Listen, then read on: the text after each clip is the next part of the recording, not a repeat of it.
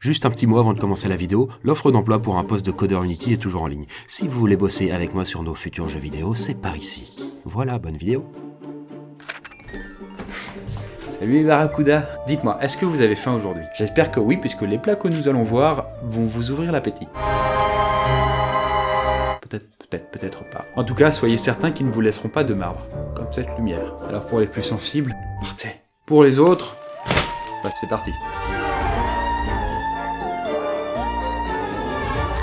Nous débutons notre aventure dans un endroit plutôt frisqué puisque nous partons au Groenland. Le plat traditionnel que nous allons découvrir est cuisiné de génération en génération par un groupe de peuples autochtones, les Inuits, et se sert principalement l'hiver. J'ai nommé le kiviak. Comme nous arrivons dans la bonne période, je vous propose la recette, de quoi changer un petit peu de la classique dinde de Noël. Donc pour votre kiviak, prenez un récipient. En l'occurrence ici, prenez un phoque.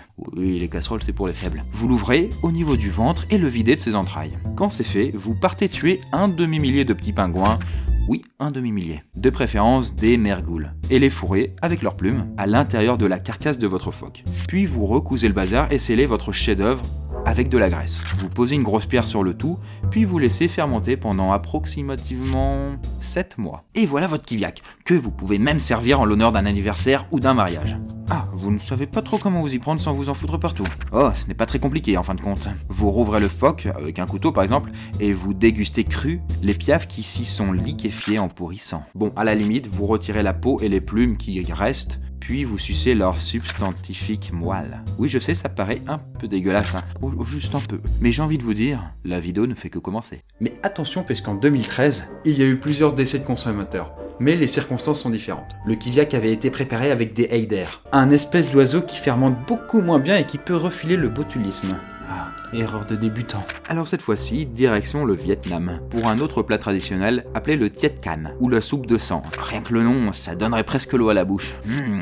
De retour en cuisine pour la recette de ce savoureux plat dont les Vietnamiens raffolent, vous allez tuer au choix soit une chèvre, soit un canard, soit un cochon. Puis vous me récupérez son sang. Petite précision d'ailleurs, si vous avez choisi le canard, votre plat s'appellera alors le tiet can vit, et c'est la variante préférée des Vietnamiens. Donc, bravo à ceux qui avaient pris le... Revenons à nos bestioles. Pour prévenir la coagulation du sang, rajoutez 3 à 5 cuillères de nuoc mam, une sauce à base de poisson fermenté, par litre de sang. Pendant que vous laissez reposer le tout, occupons-nous de la viande. Alors pour elle, il faut faire cuire quelques tranches très fines de renard ou de canard, afin qu'elle soit juste à point. Passons maintenant au dressage. Disposez votre viande dans un bol, un peu profond de préférence. Versez le sang par-dessus, puis clairsemez de cacahuètes, de coriandre, de menthe et un peu de citron. Consommez votre tiet can frais immédiatement, ou, si ça vous a coupé l'appétit, vous pouvez le faire patienter au réfrigérateur. Veuillez toutefois ne pas l'oublier trop longtemps, autrement le sang tournera.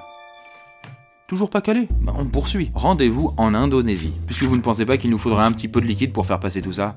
Un petit café par exemple. Ou du chocolat chaud. Vous cherchez où est l'arnaque? Mais non, vous me connaissez, je n'irai pas vous empoisonner. Enfin, même s'il est possible que le kopi luwak, comme on l'appelle, soit fabriqué à base de crottes de civette palmiste. Un petit mammifère ressemblant à une fouine. Je m'explique. Cet animal vient de manger des baies de café dans les plantations indonésiennes, mais comme elle est incapable de les digérer, elle les défecte telles quelles. Quel intérêt, me demanderiez-vous? Enfin, seulement les plus curieux, j'imagine. Eh bien, c'est lors du passage dans son tube digestif que la magie opère. Une réaction chimique s'effectue entre la combinaison d'enzymes des intestins et la graine, ce qui lui donnera à la sortie une saveur exceptionnelle. Les crottes sont alors récupérées, brisées une à une avec un mortier et seules les meilleures sont sélectionnées pour être séchées, débarrassées de tout résidu, puis torréfiées. Vous obtenez alors la précieuse denrée qui, prise noire, aura un goût doux amer, tandis que coupée avec de la crème et du sucre, aura le goût du chocolat chaud. Mais pour pouvoir y tremper vos petites frimousses, il faut être prêt à sortir le porte-monnaie. Tout le processus de fabrication étant principalement réalisé à la main, votre tasse de kopi luwak commandée au resto sera aux alentours de 20 €. Elle aura cependant l'avantage d'être apportée avec un certificat d'authenticité. Enfin, la plupart du temps. Contrairement au sachet que vous pourriez acheter en ligne. De toute façon, authentique ou pas, vous payez environ 1000 $ votre kilo. Et chez Harrods, un magasin de luxe londonien, ce sera pas moins de 10 000 $. Et devant ces prix exorbitants, des producteurs ont essayé de mettre des civettes en captivité pour augmenter et faciliter la récolte. La course aux économies, toujours et encore. Mais ça n'a pas vraiment plu à notre petite fouine, qui se sont mises alors à fabriquer du caca de moins bonne qualité. Concluons sur une note salée et rendons-nous pour ce faire en Sicile, pour un plat que l'on considère comme aphrodisiaque. Voici un petit aperçu. Alors, pourrez-vous en deviner le contenu? Allez, une petite seconde de réflexion...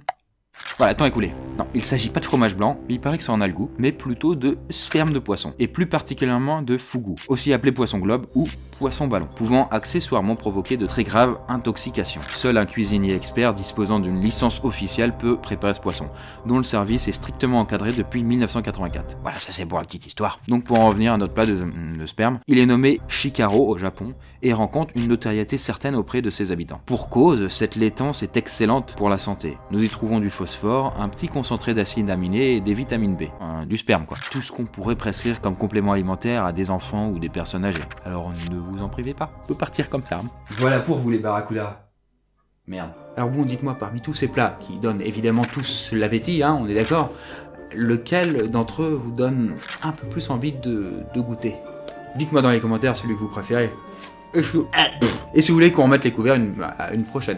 Et le gage de la vidéo était... Faire un faux raccord dans toutes les scènes dans ton salon. Bon, si aucun d'entre eux ne vous a convaincu, ça peut se comprendre, vous pouvez toujours aller en trouver d'autres, beaucoup plus comestibles cette fois, du côté du Quintal, une chaîne de cuisine assez marrante. Et si je vous ai vraiment ouvert l'appétit, que diriez-vous de vous faire un petit burger à 12 000 calories? C'est juste ici, c'est cette vidéo là.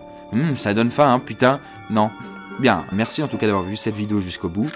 Merci pour votre soutien, et à la semaine prochaine.